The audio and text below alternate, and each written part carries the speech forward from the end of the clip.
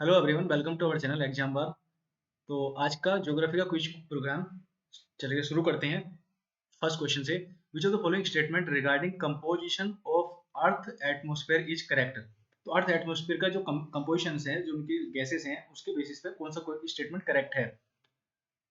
First statement है, early atmosphere was composed of gases like hydrogen and helium. ये correct statement है।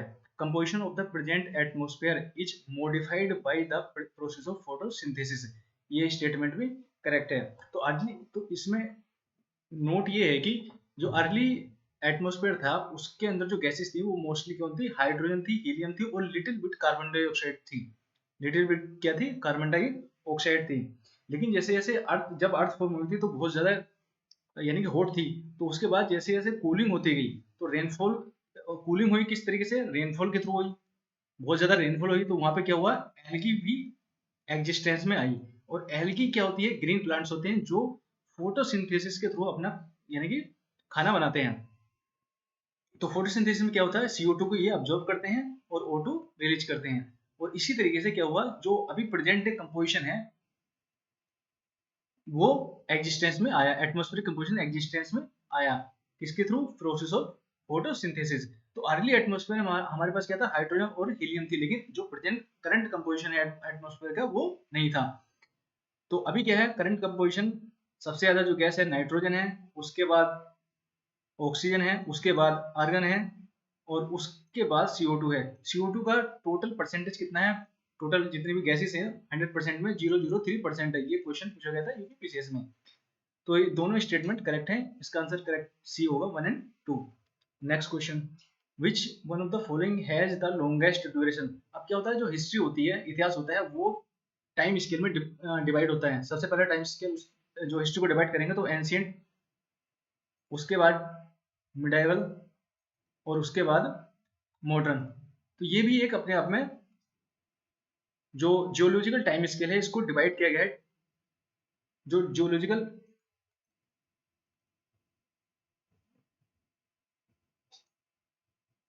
Period है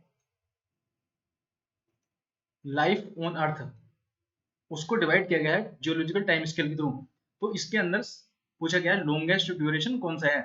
तो सबसे बड़ा जो टाइम स्केल होता है वो होता है इयोन, उसके बाद होता है इरा, उसके बाद होता है पीरियड और उसके बाद होता है एपक। तो इसमें पूछा लॉन्गेस्ट ड्यूरेशन, तो इयोन इसका करेक्ट आंसर है। नेक्स्ट क्वेश्चन पर चलते हैं, इसमस ऑफ किरा सेपरेट्स। तो इसमस क्या होता है, इसमस होता है नैरो पीस ऑफ लैंड होता है जो कनेक्ट करता है दो मेजर लैंड मास को। यानी कि ये एक लैंड है, यानी कि कॉन्टिनेंट बोल सकते हो या फिर कोई कंट्री है, लैंड मास है ये। और ये एक मेजर लैंड मास है, इसको जो कनेक्ट करने वाली जो नैरो स्ट्रेच है लैंड मास की, ये भी लैंड ही होगा। उसको बोलते हैं इसमस ऑफ किरा। किसे सेपरेट करती है, फर्स्ट है Persian gulf and gulf of Oman, second है north sea and Baltic sea of Japan या yellow sea, Andaman sea and gulf of Thailand. तो इसका आंसर होगा Andaman sea and gulf of Thailand. मैं आपको मैप के थ्रू दिखा देता हूँ, इसके यहाँ पर है, ये थाईलैंड है और ये मलेशिया, इसको कनेक्ट कर रहा है इसमस ऑफ किरा। ये हमेशा से बहुत ज्यादा न्यूज में रहता है क्योंकि जो यहाँ से ट्रेड होती है सी के द्वारा, साउथ चाइना सी और इंडियन ओशन के थ्रू।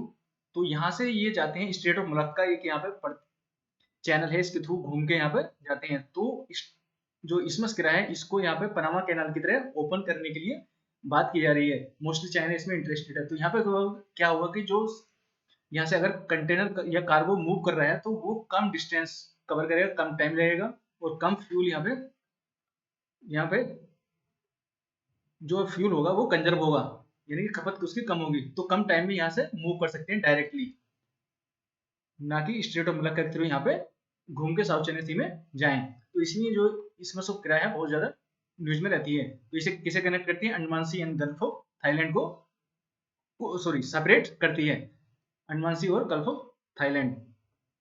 नेक्स्ट है regarding seismic wave, which of the following statement is not true regarding the x wave. मैं आपको थोड़ा सा ब्रीफ दे देता हूँ सीस्मिक वेव के बारे में।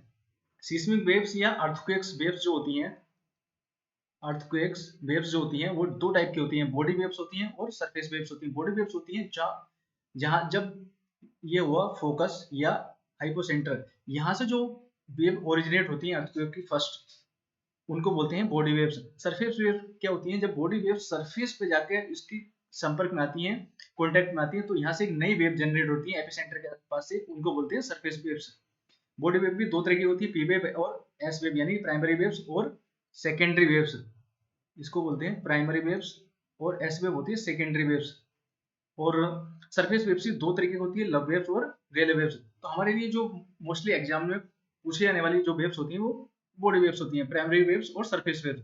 इसकी कैरेक्टरिस्टिक्स क्या क्या है, प्राइमरी वेव्स क्या होती है, फास्टेस्ट सबसे पहले पहुंचने वाली सरफेस पे, वो क्या है, प्राइमरी वेव्स है। एग्जांपल है इसका sound wave. Sound wave primary wave होती हैं, can travel through all material, यानी कि सॉलिड, लिक्विड और गैसेस, तीनों मटेरियल से ट्रेवल कर सकती है।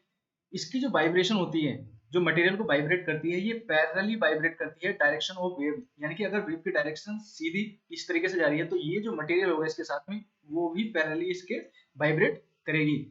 यानी कि अगर कोई लेयर इस टाइप से है और ये डायरेक्शन इस टाइप से है, तो ये लेयर ऊपर की तरफ मूव करेंगी, ऊपर और नीचे की तरफ मूव करेंगी, यानी कि इसमें इसको बोलते हैं स्ट्रेचिंग एंड स्क्वीजिंग, यानी कि ऊपर और नीचे की तरफ मूव करेंगी, इसके पैरेलल डायरेक्शन में ये मूव करेंगी। जबकि जो सेकेंडरी वेव्स होती हैं वो पी वेव्स यानी प्राइमरी वेव से स्लोअर होती हैं, बट इनकी कैरेक्टरिस्टिक्स है ये केवल और केवल सॉलिड मटेरियल्स के थ्रू मूव कर सकती हैं। अगर वहां पे लिक्विड होगा तो ये जो सेकेंडरी वेव्स है ये वहां पे मूव नहीं करेंगी, ब्लॉक हो जाएंगी। More destructive than primary waves because जो वेव्स होती हैं vibrate perpendicular to the direction of the propagation. अगर ये ऊपर की तरफ वाइब्रेट कर रही हैं इस डायरेक्शन में, तो जो मटेरियल का जो वाइब्रेशन होगा वो इसके एग्जैक्टली परपेंडिकुलर होगा, इसलिए ये बहुत ज्यादा डिस्ट्रक्टिव होती हैं। इसका जो एग्जाम्पल है, जैसे कि ये कोई रस्सी है, इसको एक नोट से बांध दिया गया है और इसको हिलाया गया है, झटका दिया गया है, तो ये एक तरीके से एंटीक्लाइन और सिल्कलाइन, यानी कि डायरेक्शन तो हमारी ये जा रही है, लेकिन जो मूवमेंट हो रहा है मटेरियल का वो कहाँ हो रहा है, ऊपर नीचे की तरफ। एंटीक्लाइन और सिल्कलाइन यहाँ पे बन रहा है, यानी कि परपेंडिकुलर इसका वाइब्रेशन हो रहा है। तो ये था प्राइमरी वेव और सेकेंडरी वेव की कैरेक्टरिस्टिक्स। अगर हम बात करें स्पीड की, तो प्राइमरी वेव सबसे ज्यादा फास्टर है, फिर सेकेंडरी वेव आती है, फिर लब वेव आती है, और सबसे ज्यादा स्लोअर है रेले वेव। प्राइमरी वेव्स जो है ओनली वेव है जो जिसका जो प्रोपोगेशन होता है वो, और जो मूवमेंट होता है उसका, और जो प्रोपोगेशन होता है वो एक दूसरे के पैरेलल होता है, यानी कि इसकी जो डायरेक्शन होती है मूवमेंट की और जो मटेरियल होता है उसका वाइब्रेशन वो भी पैरेलल होता है। बाकी जो तीनों वेव हैं वो अपने डायरेक्शन के परपेंडिकुलर वाइब्रेट करती है मटेरियल को, तो यानी कि तीनों वेव ज्यादा डिस्ट्रक्टिव हैं प्राइमरी वेव से। तो अब चलते हैं क्वेश्चंस पे। पहला क्वेश्चन है, पहला ऑप्शन है इसका, secondary waves are similar to sound waves. तो ये जो स्टेटमेंट है ये रॉन्ग है। साउंड वेव्स जो एग्जांपल है किसका है, प्राइमरी वेव्स का।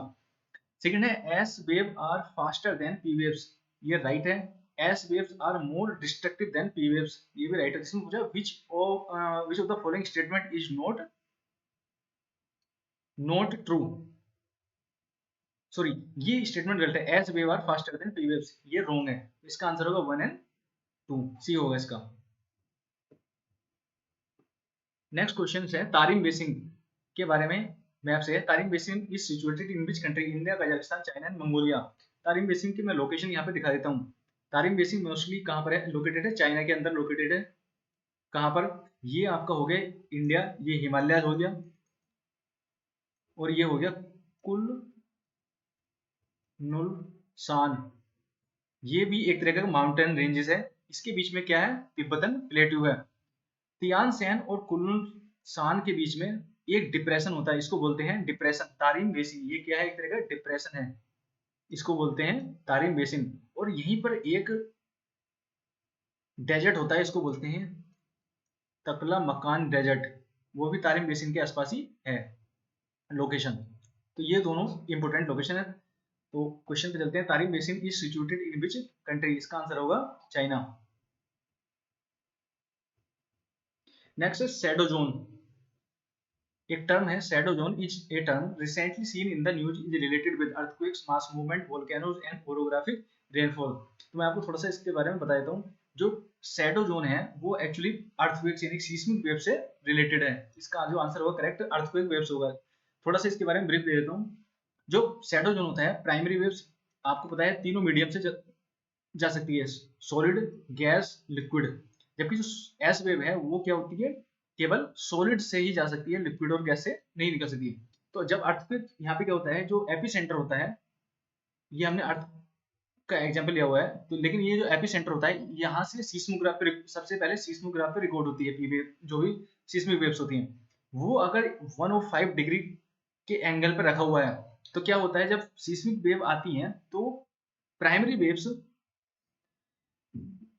105 और यहाँ पे डिटेक्ट हो जाएंगी, बियॉन्ड इसके एस वेव डिटेक्ट नहीं होगी। तो ये जो जोन होता है 105 से 105 के बीच में, एस वेव्स जो होती है सेकेंडरी वेव्स, ये ट्रेवल नहीं करती हैं, यानी कि ये इनका ये इसको बोलते हैं शैडो जोन। बट क्या होता है, जो प्राइमरी वेव्स होती हैं वो यहाँ पर मटेरियल, कुछ मटेरियल की वजह से, क्योंकि जो अर्थ का इंटीरियर है वहाँ पे क्या होता है सेमी मोल्टन, यानी कि जो आउटर कोर होती है वो क्या होती है, सेमी मोल्टन होती है। तो वहाँ पे क्या होता है, ये एक तरीके से प्राइमरी वेव मूव तो करती है बट रिफ्लेक्ट हो जाती है, थोड़ा सा रिबाउंड हो जाती है और अंदर की तरफ मूव हो जाती है।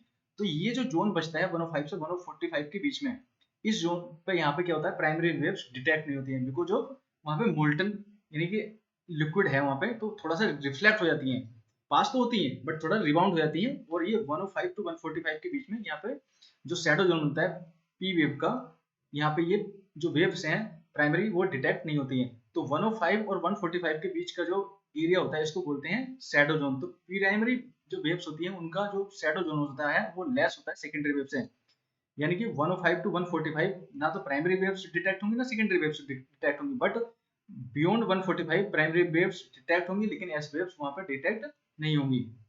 तो जो शैडो जोन होता है वो अर्थक्वेक से रिलेटेड होता है। नेक्स्ट क्वेश्चन पे आते हैं, domal hills in Karnataka is an example of laccolith, lopolith, phacolith, sill or dyke. तो ये जो है इंट्रूसिव लैंडफॉर्म्स के इंट्रूसिव लैंडफॉर्म्स हैं, उनके नाम है ये इंट्रूसिव लैंडफॉर्म्स के जो फॉर्म होते हैं बिकॉज ऑफ मैग्मा। तो मैं इनके बारे में थोड़ा सा ब्रीफ बता देता हूँ। लैकोलिथ क्या होता है, वोल्केनिक लैंडफॉर्म्स है। लैकोलिथ, लैकोलिथ होता है dome shape intrusive bodies, level base होता है, इसका जो बेस होता है वो लेवल होता है यानी कि फ्लैट होता है, connected by A pipe like conduit from below. इसका एग्जांपल मैं आपको बताता हूँ। लेकोलिथ ये होता है डोम शेप होता है, ऊपर की तरफ डोम शेप होता है, और ये जो कंड्यूट के थ्रू कनेक्ट होता है जिससे कि मैग्मा ऊपर की तरफ जाता है, फ्लैट बेस यहाँ पे होता है, इसको बोलते हैं लैकोलिथ। सेकंड है लैपोलिथ। लैपोलिथ होता है सोसर शेप, यानी कि इस टाइप से मूव वाला, ये इसको बोलते हैं सोसर शेप। ये इसका एग्जांपल लैपोलिथ का, कनेक्ट होता है मैग्मा के थ्रू, कंड्यूट के थ्रू, लेकिन एस शेप में होता है, इसको बोलते हैं सोसर शेप में होता है, इसको बोलते हैं लैपोलिथ।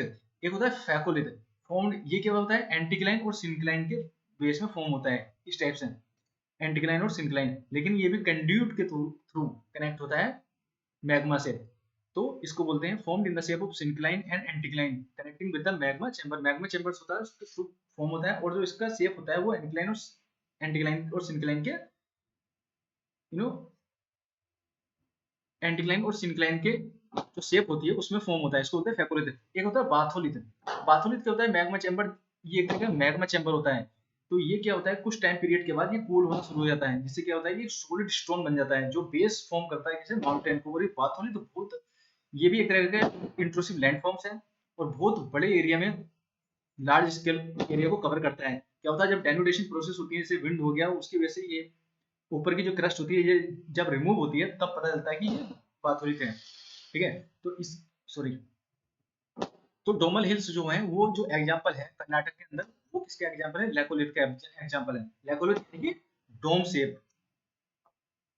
नेक्स्ट क्वेश्चन है, continental drift theory is propounded by, continental theory Taylor, Harris, Arthur या अल्फ्रेड वैगनर। तो वैगनर ने इसको प्रोपाउंड किया था कॉन्टिनेंटल ड्रिफ्ट थ्योरी, कि कॉन्टिनेंट कैसे मूव होते हैं, माउंटेन कैसे फॉर्म्स होते हैं। तो इसको सबसे पहले 1912 में सबसे पहले जो थ्योरी आई थी, कॉन्टिनेंट फॉर्मिंग कैसे फॉर्म होते हैं, कॉन्टिनेंट कैसे मूव होते हैं, किस डायरेक्शन में मूव होते हैं, माउंटेन कैसे फॉर्म्स होते हैं, तो उसको प्रोपाउंड किया था अल्फ्रेड वैगनर ने।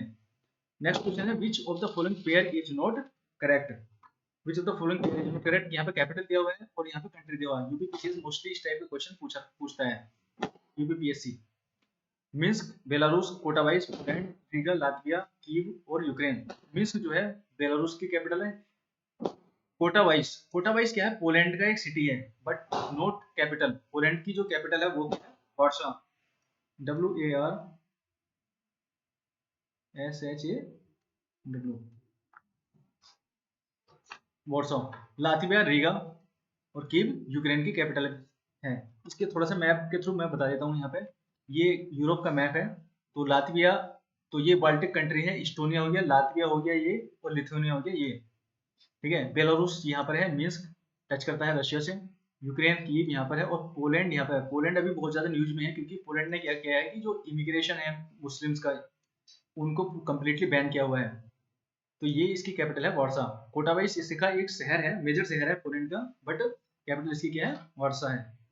Next, magnitude of the earthquakes scaled on Richter scale, Mercalli, dyne और एचजी। अर्थक्वेक्स इवेंट्स क्या होता है, इनको जो मापा जाता है दो तरीके से मापा जाता है। एक तो है मैग्नीट्यूड और एक है इंटेंसिटी ऑफ द शॉक। जो अर्थक्वेक सिस्मिक वेव है उसकी इंटेंसिटी कितनी है। तो जो मैग्नीट्यूड होता है वो क्या होती है, एनर्जी रिलीज, यानी कि जब अर्थक्वेक सिस्मिक वेव रिलीज होती है तो वो अर्थक्वेक होता है तो उससे क्या होता है, एनर्जी रिलीज होती है। कितनी एनर्जी रिलीज हुई उस अर्थक्वेक से, उसको मापा जाता है मैग्नीट्यूड में। और ये एब्सोल्यूट नंबर में मापा जाता है, यानी कि 0 to 10 में, कि 8 मैग्नीट्यूड का अर्थक्वेक्स आया था या 6 मैग्नीट्यूड का अर्थक्वेक आया था। क्योंकि रिसेंटली अभी कई सिटी हैं, कंट्री हैं, वहाँ पे बहुत लार्ज स्केल पे यानी कि 6 to 7 मैग्नीट्यूड का अर्थक्वेक्स आया था, जैसे कि टर्की हुआ या फिर सीरिया, और अभी रिसेंटली वेस्टर्न मोरक्को, और अभी रिसेंटली एक मतलब 3-4 दिन पहले यानी कि अफगानिस्तान, अप्रोक्सीमेट 3000 वहाँ पे डेथ हुई है। तो इसको जो एनर्जी रिलीज होती है उसके बेसिस पे उसको मापा जाता है रिएक्टर स्केल पे, यानी कि मैग्नीट्यूड। इसका आंसर है रिएक्टर स्केल। इंटेंसिटी क्या होती है, जो विजिबल डिस्ट्रक्शन होता है बिकॉज ऑफ अर्थक्वेक वेव्स, कितने लेवल, कितना डैमेज किया है अर्थक्वेक वेव्स ने, उसको इंटेंसिटी पर नापा जाता है। यानी कि मर्केरी ने दिया था, इटालियन एक सिस्मोलॉजिस्ट थे, उनके नाम पे इसका नाम पड़ा हुआ है मर्केरी। और इसको जो है 1 to 12 के स्केल पे मापा जाता है। तो इसमें पूछा magnitude of the earthquake Richter scale पे मापा जाता है। नेक्स्ट क्वेश्चन है, अच्छा, the volcanic material that flow during eruption and reaches on the surface. तो क्या होता है कि जो ये मैग्मा चेम्बर है यहाँ पे, और ये एक तरीके का कंड्यूट है, इसके द्वारा यहाँ पर ये लैंड मास है, यहाँ पे ये मैग्मा पहुंच रहा है। तो इसमें ये पूछ रहा है कि जो वोल्केनिक मटेरियल है जब ये यहाँ से निकलेगा तो इंट्रूसिव वोल्केनिक मटेरियल जो होता है उसको बोलते हैं मैग्मा। लेकिन जब ये ऊपर जाएगा यहाँ पर अर्थ सरफेस पे, क्रस्ट पे, और यहाँ पर सोलिडिफाई होगा, कूल होगा, ठंडा होगा, सोलिडिफाई होगा, उसको बोलते हैं लावा। तो मैग्मा जब एक्सटर्नल एरिया में पूछता है यानी क्रस्ट पे पूछता है तो उसको लावा बोलते हैं। इसका आंसर होगा करेक्ट, लावा। नेक्स्ट है, which type of volcanic eruption has called Deccan trap formation. Deccan trap ये अपना इंडिया हुआ, तो ये जो एरिया है मोस्टली ये वाला, ये है डेक्कन ट्रैप। फेमस क्यों है, तो ब्लैक सोइल के लिए फेमस है। कॉटन यहाँ पे एक मेजर क्रॉप होती है। किस टाइप के वोल्केनिक इरप्शन की वजह से डेक्कन ट्रैप फॉर्म हुआ, caldera, composite, shield and flood. तो इसका आंसर होगा सील्ड वोल्केनो। अब इसके बारे में थोड़ा सा बता देता हूँ। कैल्डेरा क्या होता है, एक तरह का वोल्केनो होता है ये भी कैल्डेरा। एक्सप्लोसिव इरप्शन होता है when the erupt collapse on themself. इसके एक एग्जांपल के थ्रू, यानी कि इमेज के थ्रू, ये है एक तरह का कैल्डेरा। तो ये इस शेप में होता है, जो आपका वोल्केनो है इस शेप में होता है। ये यहाँ से एक्सप्लोजन होता है, यहाँ पे मैसिव एक्सप्लोजन होता है, मैसिव एक्सप्लोजन। तो ये क्या हो जाता है, जो इसकी कोनिकल शेप होती है ऊपर की, ये ब्रेक हो जाती है और ये अंदर की तरफ गिर जाती है ब्रेक होने के बाद। तो ये जो इसका कोनिकल शेप है ये फैल जाता है, बड़ा हो जाता है इस टाइप से, सॉरी, इस टाइप से हो जाता है। इसको बोलते हैं कैल्डेरा। और बिकॉज ऑफ रेनफॉल, यहाँ पे अगर बारिश होती है तो ये यहाँ पे पानी से भर जाती है, तो इसको बोलते हैं कैल्डेरा लेक। ये हो गया कैल्डेरा। सेकंड है कंपोजिट वोल्केनो। क्या होते हैं, हाईली एक्सप्लोसिव वोल्केनो होते हैं, इरप्ट होते हैं, क्रिएट ऑल्टरनेट। इनके सबसे बड़े कैरेक्टरिस्टिक्स हैं, इनकी जो लेयर होती है लावा की, वो एश और लावा यानी कि ऑल्टरनेट लेयर होती हैं जब ये इरप्ट होते हैं। यानी कि जब ये इरप्ट होंगे, मैग्मा यहाँ से निकलेगा तो लावा ऊपर जाएगा, तो इसमें एश बहुत ज्यादा मात्रा में होती है। तो एक लेयर इसकी एश की बनेगी और एक लेयर इसकी किसकी बनेगी, लावा की बनेगी। हाईली विस्कस इनका फ्लूइड होता है, यानी कि सॉलिड होता है।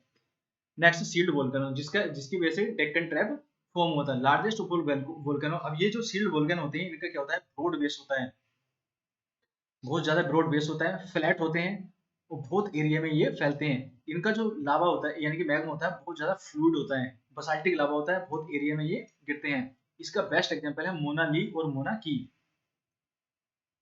मोना ली और की ये क्या है, हवाईयन आइलैंड के जो आइलैंड है वो फॉर्म होते हैं सील्ड वोल्केनो को, जो लावा से लावा निकलता है उसके उससे लैंडफॉर्म बनते हैं सील्ड वोल्केनो से, और उसी के जो आर्कीपेलागो यानी कि डिफरेंट डिफरेंट आइलैंड मिलकर क्या बनाते हैं, हवाईयन आइलैंड, जो किसका पार्ट है, यूएसए का।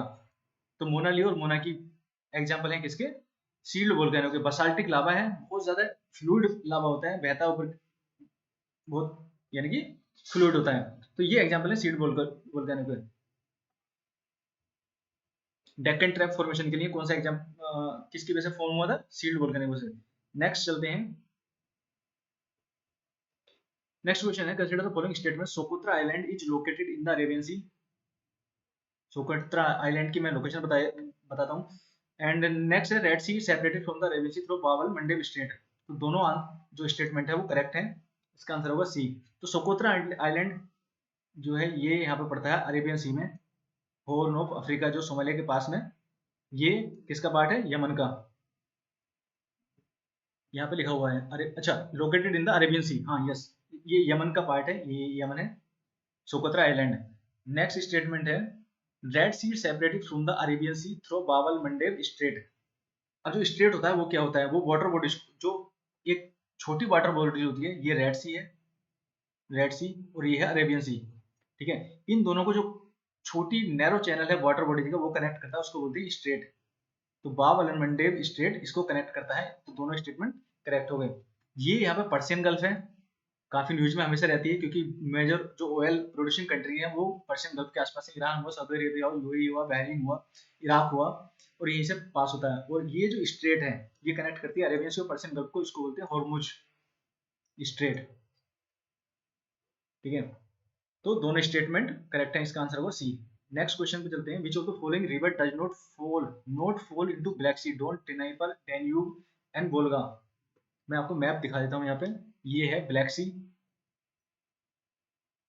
ये है sea of Azov, sea of Azov, ठीक है। तो इसमें ब्लैक सी में कौन कौन सी गिरती हैं, तो यहाँ पे देखिएगा, ये एक रिवर है डोन, यहाँ पे है डेनपर रिवर, ये है डेनेस्टर, और यहाँ पर है डेन्यूब रिवर। ये चार रिवर डी से हैं, इनको याद करने का सिंपल फॉर्मूला है डोन, डेनपर, डेनेस्टर एंड डेन्यूब, चारों रिवर डी से हैं, और ये ब्लैक सी में फॉर्म होती हैं, फॉल यानी कि गिरती हैं। डोन, ड्राइपर, डेन्यूब, तो कौन सी नहीं गिरती है, वोल्गा। वोल्गा कहाँ गिरती है, वोल्गा और यूराल रिवर, दोनों रिवर कहाँ पे गिरती है, कैस्पियन सी, यूराल और वोल्गा। मैं एक लोकेशन और बता देता हूँ यहाँ पे, जो रशिया है यहाँ पर, तो ये क्रीमिया पेनिनसुला है जो रशिया ने 2013 के आसपास इसको लिया था, किसे, यूक्रेन से। अभी यहाँ पर फाइट चल रही है। एक यहाँ पर जो एक सिटी है बहुत ज्यादा फेमस है, सोची, ये एक शायद एग्जाम में यूपीपीसीएस में पूछा गया था, सोची। और यहाँ पर एक एटलीस्ट यहाँ पर एक पोर्ट है रोस्तोव, दोनों किसके सिटी हैं, रशिया की सिटी हैं, सोची और रोस्तव दोनों, और किसके कहाँ पर है, ब्लैक सी के साइड में। नेक्स्ट क्वेश्चन पे चलते हैं, Nazca plate is situated between Asiatic and Pacific plate, Indo Austral and Philippines plate, South America and Pacific plate, Central America and Pacific plate. तो जो प्लेट्स होती हैं, मैं आपको थोड़ा सा एग्जांपल देता हूँ। प्लेट्स होती हैं, ये होती हैं लिथोस्फेरिक प्लेट, यानी कि अगर हम बात करें, ये अर्थ है, ये हो गया क्रस्ट और ओशनिक और कॉन्टिनेंटल क्रस्ट, और ये हो गया अपर मेंटल का ऊपर वाला पार्ट। तो इसको डिवाइड कर दो यहाँ से, ये जो पोर्शन हुआ अपर मेंटल और क्रस्ट, इसको बोलते हैं लिथोस्फेरिक प्लेट, लिथोस्फेरिक प्लेट। और ये जो अपर मेंटल का लोएस्ट पार्ट है, ये है एस्थेनोस्फेयर, एस्थेनोस्फेयर। ये क्या है, मोल्टन है। तो ये जो मॉडर्न प्लेट टेक्टोनिक थ्योरी है उसने बोला है, उसके अकॉर्डिंग जो अर्थ है, क्रस्ट है, यानी कि लिथोस्फेयर है, ये डिवाइडेड होती है डिफरेंट डिफरेंट प्लेट्स में, चाहे वो कॉन्टिनेंटल प्लेट्स हो सकती हैं, ओशियनिक प्लेट्स हो सकती हैं, या कॉन्टिनेंट और ओशियनिक दोनों प्लेट्स हो सकती हैं, और ये आपस में मूव करती हैं, ठीक है, और ये फ्लो करती है किसके ऊपर, एस्थेनोस्फीयर यानी कि सेमी मोल्टन जो एक लेयर है एस्थेनोस्फीयर की। तो प्लेट टेक्टोनिक्स के जो अकॉर्डिंग 7 तरह की जो मेजर प्लेट्स होती हैं वो है North American plate, South American plates, African, Eurasian, Indo Austral plate होती है एक ये इस टाइप से, और यहाँ पे होती है अंटार्कटिक प्लेट। ये 7 मेजर प्लेट्स हैं। माइनर माइनर प्लेट्स भी बहुत ज्यादा होती हैं, काफी है। कोकोस प्लेट यहाँ पर है। तो हमारा जो क्वेश्चन था Cocos Nazca plate, sorry Nazca plate के बारे में, ये नाजका प्लेट है कहाँ पर लोकेटेड है, तो ये नाजका प्लेट लोकेटेड है पैसिफिक प्लेट और साउथ अमेरिकन प्लेट के बीच में, यानी कि south America and Pacific plate. तो इसका करेक्ट आंसर ये होगा।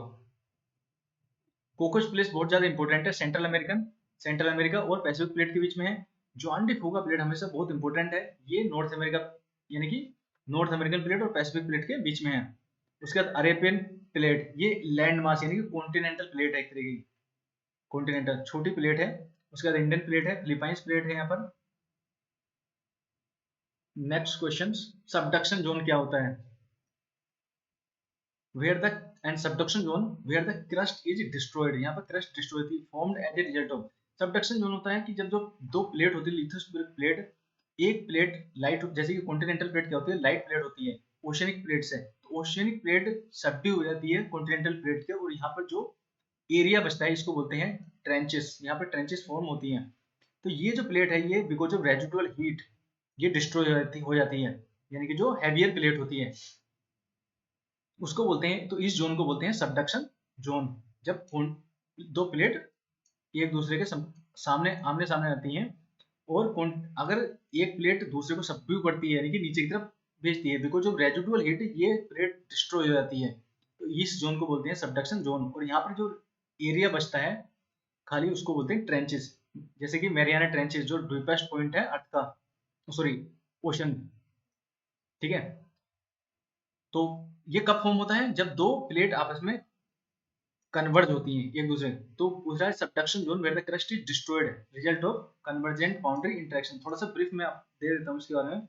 ये है divergent boundary, convergent and then transform, 3 तरह के इन्वॉल्वमेंट होता है, इंटरेक्शन होता है बाउंड्री का। कन्वर्जेंट बाउंड्री में, डाइवर्जेंट बाउंड्री में क्या होता है, ये दोनों दो प्लेट हैं, दोनों आपस में डाइवर्ज हो रही है, कि एक दूसरे से अलग जा रही हैं।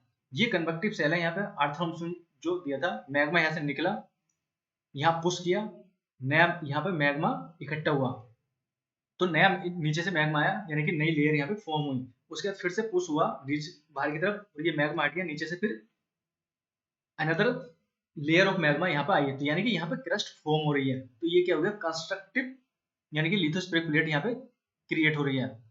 और ये जो एग्जांपल है यहाँ पर रिज फॉर्म होती है बिकॉज ऑफ फॉल्ट, यहाँ पे फॉल्ट होता है, फॉल्टिंग की वजह से रिज फॉर्म होती है। बेस्ट एग्जांपल डाइवर्जेंट बाउंड्री का है Atlantic ocean ridge, Atlantic ocean ridge system जो एस शेप में होता है, ये फॉर्म होती है because of divergent boundary interactions. Convergent boundary interaction सब यहाँ पे स्प्रेड होता है, यानी कि ये स्प्रेड हो रही है, ये सबडक्शन जोन यहाँ पे फॉर्म होता है। ये यहाँ पे एक क्रस्ट नीचे की तरफ जा रही है प्लेट, और एक ये यहाँ पर है, दोनों कन्वर्ज हो रही हैं। इस एरिया को ट्रेंच बोलते हैं, यहाँ पे जो स्पेस होता है, और जो ये जोन होता है इसको बोलते हैं सबडक्शन जोन। यहाँ पे क्या होता है, अर्थ की जो टेक्टोनिक प्लेट्स हैं वो डिस्ट्रक्ट होती हैं, यानी कि लिथोस्फीयर प्लेट डिस्ट्रॉय हो जाती है। यहाँ पे ट्रेंचेस फॉर्म होती है, वोल्केनिक एक्टिविटी दोनों में, यस यस। यहाँ पे थोड़ा बसाल्टिक और हाईली फ्लूइड, यहाँ पे हाईली फ्लूइड लावा यहाँ पे निकलता है, तो इतना ज्यादा अर्थक्वेक सीस्मिक एक्टिविटी यहाँ पर नहीं होती है अटलांटिक ओशन मेजरली। लेकिन जब यहाँ पर कन्वर्ज होती है तो एंडेसाइटिक लावा होता है यहाँ पे, क्योंकि because of rock composition high minerals होते हैं यहाँ पे, तो उसकी वजह से क्या होता है, एंडेसाइटिक इरप्शन होता है, विस्कस लावा होता है, तो एक्सप्लोजन बहुत भयंकर होता है। तो यहाँ पे क्या होता है, बहुत ज्यादा वोल्केनिज्म होता है। इसलिए जो अगर हम बात करें जापान के आसपास, फिलीपाइंस के आसपास, इसको बोलते हैं बहुत ज्यादा यहाँ पे ओशियनिक क्रस्ट है, ओ टाइप का, यहाँ पर ओशियनिक प्लेट टकरा रही है, कन्वर्ज हो रही है ओशियनिक प्लेट से, तो यहाँ एंडेसाइटिक इरप्शंस होता है, तो इसको बोलते हैं Pacific ring of fire. Pacific ring of fire, यहाँ पे बहुत ज्यादा वोल्केनिज्म होता है जापान फिलीपाइंस के अराउंड या यूएस के अराउंड पैसिफिक ओशन में। थर्ड है ट्रांसफॉर, इसमें क्या होता है कि ना तो लेटरल स्लाइडिंग होती है, यानी कि एक दूसरे के पास से निकलती हैं हल्की सी टच करते हुए। तो ये ना तो लिथोस्फीयर प्लेट यहाँ पे क्रिएट हो रही है, ना लिथोस्फीयर प्लेट यहाँ पे डिस्ट्रॉय हो रही है, कोई इफेक्ट नहीं होता। लेकिन because of folding, shear stress, यहाँ पे क्या होता है, ये मेजर रीजन है अर्थक्वेक्स, भयंकर अर्थक्वेक्स यहाँ इसकी वजह से फॉर्म यानी कि सीस्मिक वेव रिलीज होती हैं। तो ये था सबडक्शन जोन से रिलेटेड।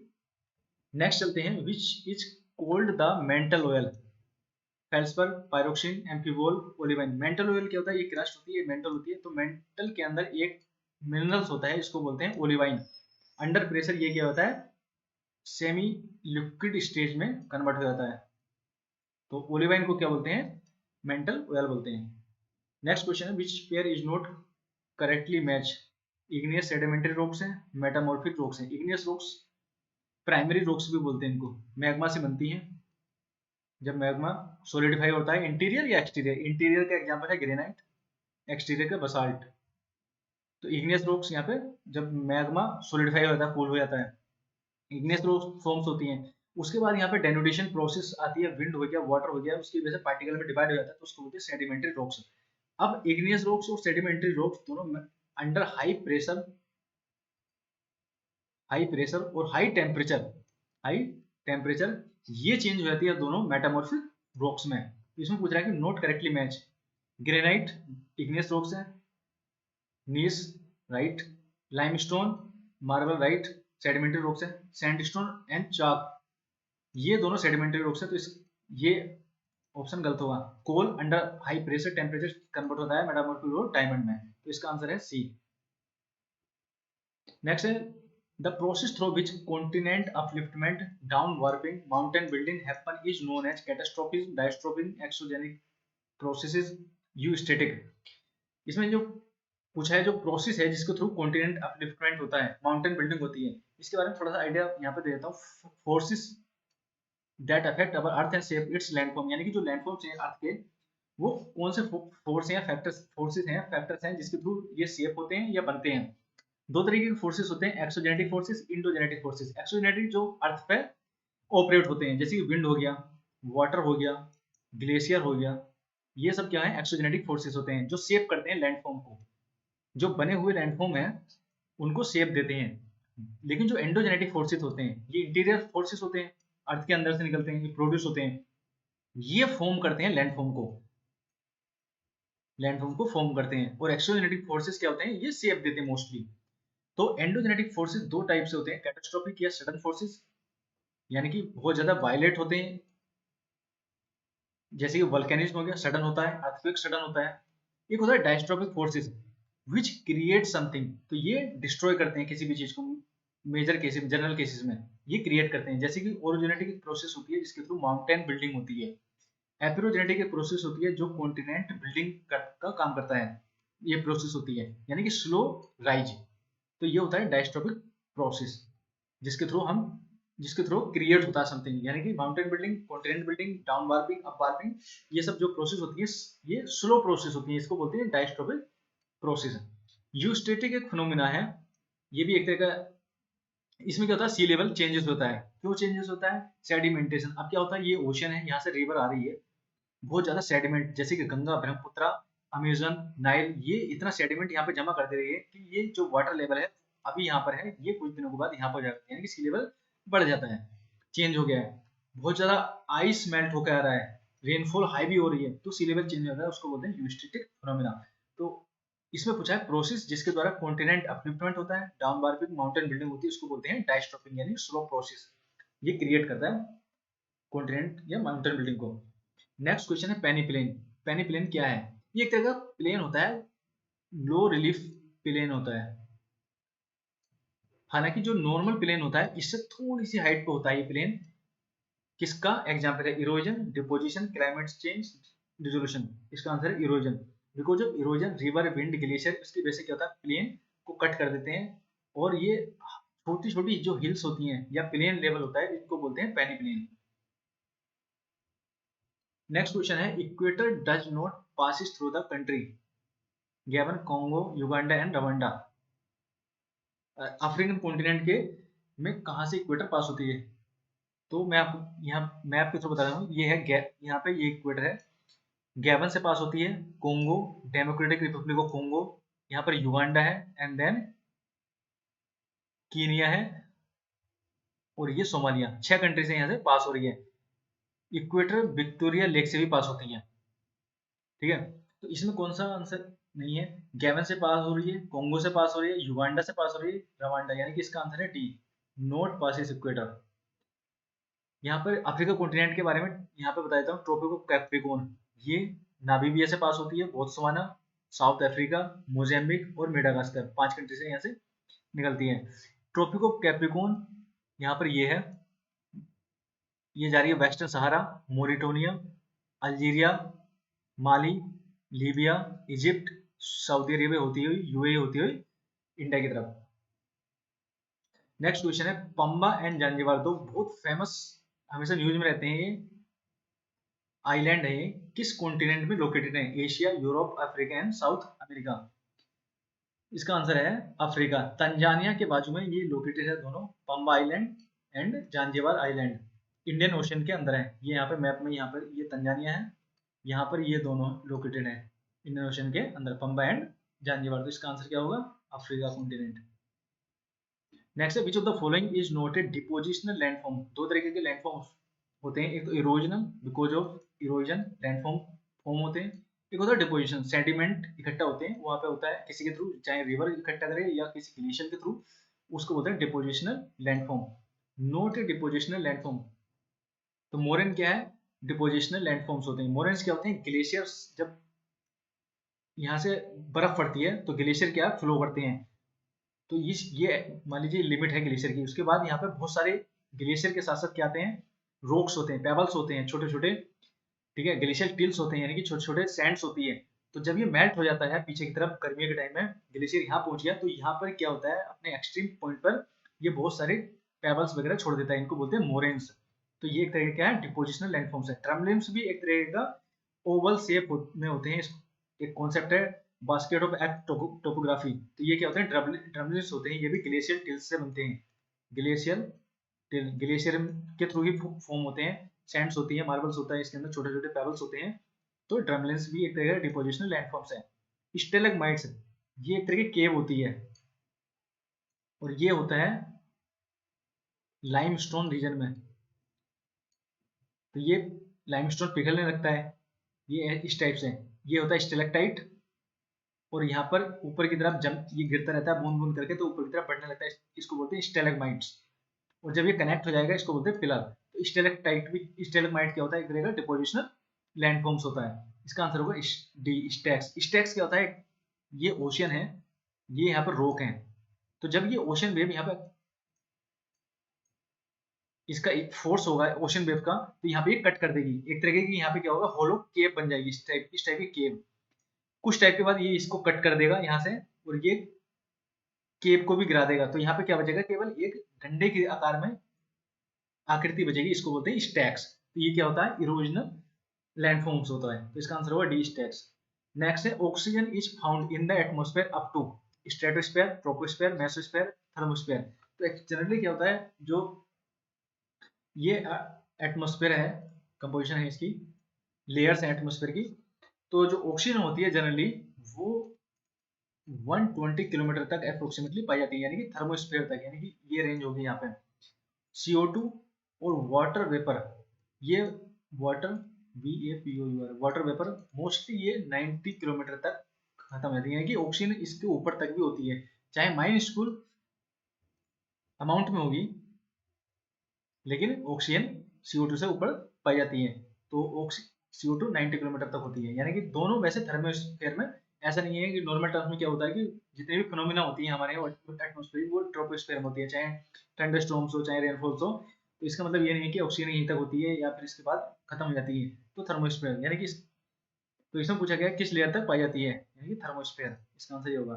CO2 और वाटर वेपर थर्मोस्फेयर तक थोड़ा माइनस्कूल अमाउंट में होगी, लेकिन होती है।